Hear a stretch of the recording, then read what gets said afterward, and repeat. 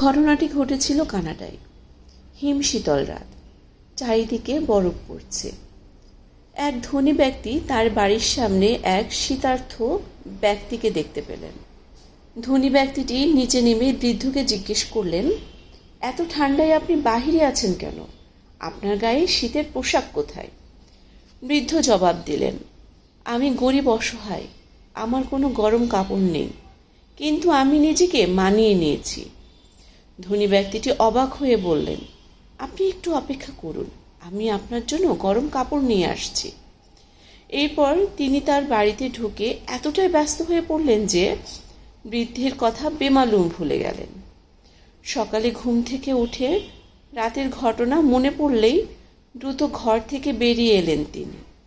কিন্তু ততক্ষণে বৃদ্ধ আর বেঁচে নেই, ঠান্ডায় জমে গিয়ে রাতেই মারা গিয়েছেন। ধনী ব্যক্তিটি দেখলেন বৃদ্ধের পাশে একটা চিরকুট পড়ে আছে, যাতে লেখা, যখন আমার কোনো উষ্ণ কাপড় ছিল না তখন আমি মানিয়ে নিয়েছিলাম, কিন্তু আপনি যখন আমাকে সাহায্য করার প্রতিশ্রুতি দিলেন তখন সেই আশায় অপেক্ষা করতে করতে আমি ঠান্ডার সাথে লড়াই করার ক্ষমতা হারিয়ে ফেললাম। মিথ্যা প্রতিশ্রুতি মানুষের হৃদয়কে রক্তাক্ত করে, মনোবল ধ্বংস করে দেয়।